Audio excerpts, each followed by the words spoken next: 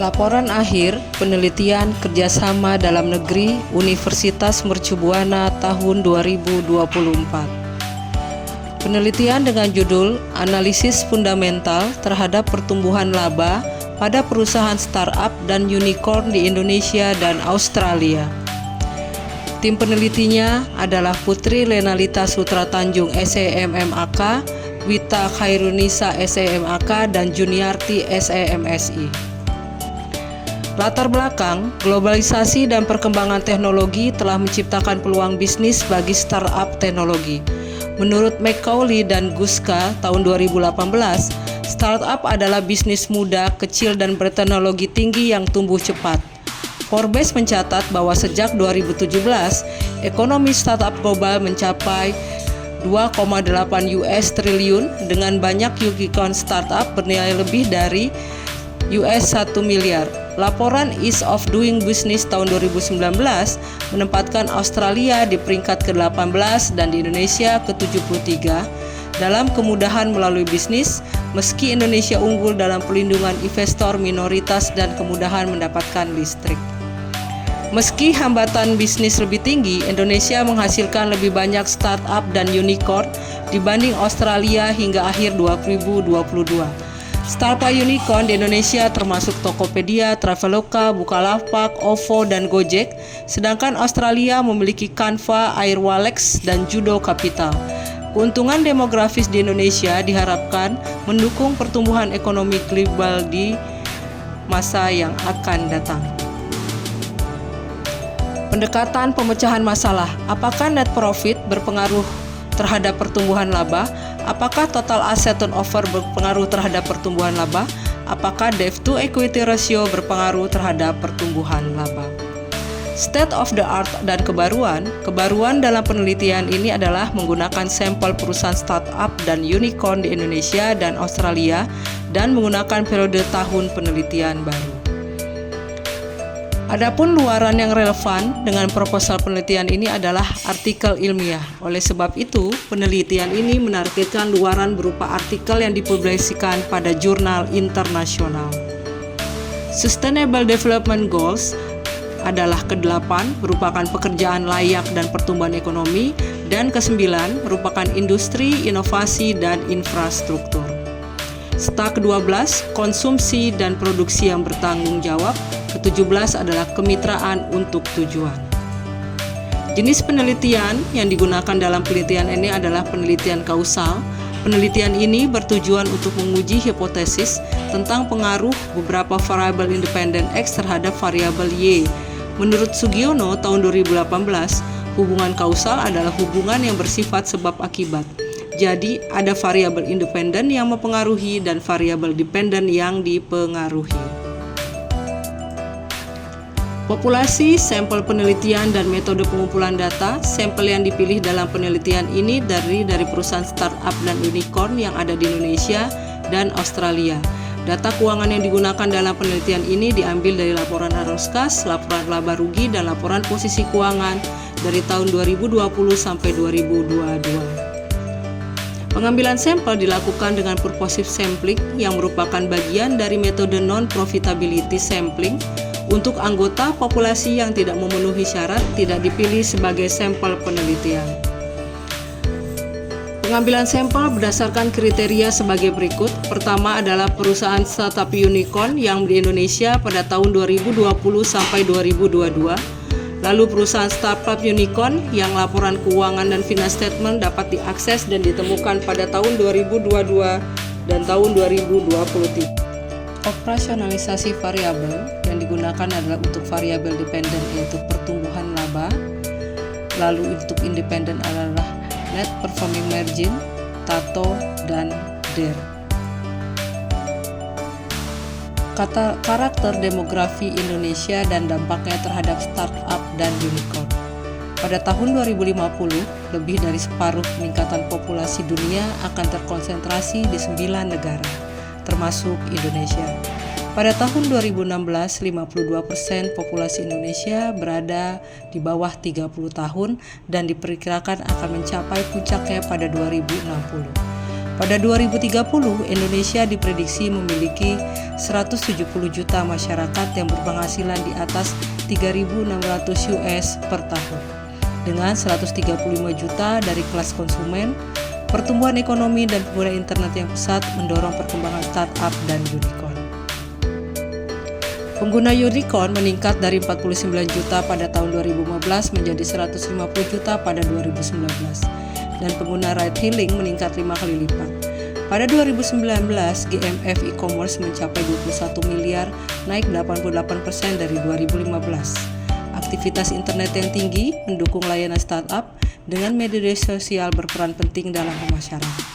Startup seperti Gojek, Traveloka, Tokopedia, Bukalapak, dan OVO berhasil karena memahami kebutuhan lokal. Meskipun ekosistem bisnis Indonesia tidak sebaik Australia, jumlah startup dan unicorn Indonesia lebih tinggi, didukung oleh populasi muda dan pola pikir yang inovatif. Penuaan populasi di Australia dan dampaknya terhadap startup. Populasi di Australia pada 2018 berjumlah 25 juta, sedangkan Indonesia mencapai 267 juta.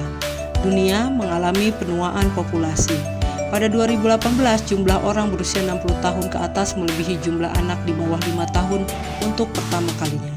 Di Australia, populasi tua diproyeksikan meningkat yang dapat menghambat pertumbuhan ekonomi meski ekosistem bisnisnya baik. Penuaan populasi ini menurunkan apresiasi tenaga kerja dan menambah beban pengeluaran pemerintah. Startup di Australia perlu mengatasi fear of failure yang tinggi dan memanfaatkan peluang dengan budaya keterbukaan. Angka harapan hidup yang meningkat juga mempengaruhi perilaku kerja dan ekspektasi generasi muda. Analisis dampak demografis terhadap startup dan unicorn. Penelitian menunjukkan bahwa aspek demografis negara berpengaruh signifikan terhadap pertumbuhan startup dan unicorn di Indonesia. Aktivitas bisnis startup oleh pengusaha muda sekitar umur 18-30 tahun mencapai 18,9%, lebih tinggi dibandingkan Australia yaitu 13,5%. Populasi muda yang terus meningkat dan mendukung pertumbuhan sektor ini berbeda dengan populasi Australia yang mengalami penuaan populasi. Indonesia juga unggul dalam menggunakan e-commerce dan media sosial. Model ekosistem bisnis Inserberg tidak mencakup faktor demografis. Meskipun aspek ini terbukti mempengaruhi ekosistem bisnis dan kecenderungan memulai bisnis di suatu negara. Demografi lebih berdampak pada startup yang berfokus pada dasar domestik sebelum ekspansi global. Penetrasi internet di Indonesia meningkat tajam dari 2013 hingga 2019, didorong oleh infrastruktur internet dan harga ponsel pintar yang rendah. Indonesia berada di peringkat ketiga untuk kontribusi industri kreatif terhadap PDB. Setelah Australia dan Korea Selatan, peringkat konektivitas seluler Indonesia di Asia Pasifik meningkat meski tertinggal dari Australia. Proyek Palaparing dan kerjasama penyedia internet meningkatkan cakupan 3G dari 60% pada 2014 menjadi 90% pada 2018. Biaya data internet dan perangkat menurun signifikan, meningkatkan kesiapan konsumen dan penggunaan ponsel. Pemerintah mendukung perkembangan ini melalui proyek Palaparing dan pelepasan pita spektrum 700 MHz yang diharapkan meningkat pertumbuhan ekonomi hingga 150 miliar pada 2025. Infrastruktur teknologi Australia dan peran pemerintah dalam pengembangannya. Australia memiliki struktur tertinggi dalam indeks konektivitas seluler, menunjukkan jaringan broadband dan komunikasi seluler yang sangat baik. Pemerintah Australia mengembangkan proyek National Broadband Europe atau NBN sejak 2009 untuk memperluas akses internet, meningkatkan aktivitas ekonomi, dan menciptakan lapangan kerja. Program Mobile Backspot juga meningkatkan infrastruktur telekomunikasi untuk menyediakan jangkauan internet yang merata. Namun, populasi di usia di atas 65 tahun paling sedikit aktif secara digital, sehingga pemerintah meluncurkan program Be Connected untuk meningkatkan keterampilan digital dan keamanan cyber pada kelompok usia ini. Analisis dampak pengembangan infrastruktur teknologi terhadap startup dan unicorn. Pengembangan infrastruktur teknologi memudahkan penilaian risiko dan penanganan informasi keuangan, membantu investor non-profesional membiayai startup, dan mendorong inovasi produk layanan baru. Teknologi yang tercepat informasi finansial mempengaruhi pembiayaan dan kesuksesan startup serta meningkatkan daya saing mereka. Peningkatan infrastruktur teknologi di Indonesia dan Australia termasuk proyek Palaparing dan NBN, mendukung ekonomi dan keamanan nasional sesuai dengan paradigma neo-techno-nationalism. Kedua negara memanfaatkan teknologi untuk memperbaiki ekosistem bisnis, menarik investor, dan meningkatkan jumlah startup. Strategi ekonomi dan kebijakan ekonomi menarik perusahaan multinasional yang berteknologi tinggi untuk membantu adopsi teknologi domestik.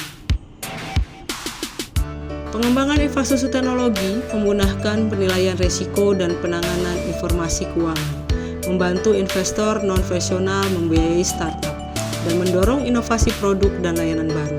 Teknologi mempercepat informasi finansial, mempengaruhi pembiayaan dan kesuksesan startup, serta meningkatkan daya saing mereka.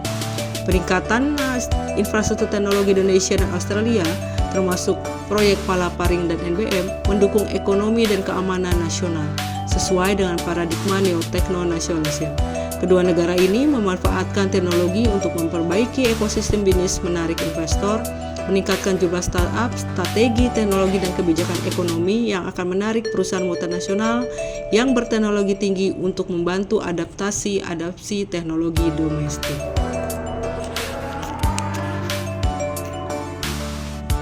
Peran mitra dalam penelitian ini dilaksanakan dengan dosen mitra Institut Teknologi dan Bisnis Ahmad Dahlan yang berlokasi di Cirende dan memungkinkan peneliti untuk berkolaborasi dalam riset kinerja keuangan ini agar riset selanjutnya dapat memperluas wilayah objek penelitian. Analisis fundamental terhadap pertumbuhan laba pada perusahaan startup dan unicorn Indonesia dan analisis fundamental terhadap pertumbuhan laba pada perusahaan startup dan unicorn Indonesia dan Australia berkaitan dengan mata kuliah manajemen keuangan, yaitu analisa rasio keuangan, perencanaan keuangan, dan keputusan investasi dan pendanaan. Untuk analisa rasio keuangan, manajemen keuangan mengajarkan tentang beberapa rasio keuangan termasuk liquidity, solvency, efficiency, dan profitability ratio. Penelitian ini menggunakan analisis rasio keuangan dari laporan arus kas untuk memprediksi financial distress yang merupakan aplikasi langsung dari konsep-konsep yang diajarkan dalam manajemen keuangan. Perencanaan keuangan, hasil dari penelitian ini dapat menjadi dasar dalam perencanaan keuangan perusahaan, baik dalam hal proyeksi laba maupun pengembangan strategi pertumbuhan yang berkelanjutan. Untuk keputusan investasi dan pendanaan, manajemen keuangan melibatkan pengambilan keputusan terkait investasi dan pendanaan. Penelitian ini membahas bagaimana solvency ratio dan efisiensi rasio yang tinggi bisa mempengaruhi financial distress yang berkaitan langsung dengan keputusan pendanaan dan investasi yang dibuat oleh perusahaan. Demikian presentasi ini, hasil penelitian berupa PPT, dan terima kasih. I hope you can get useful knowledge from this video. Good luck!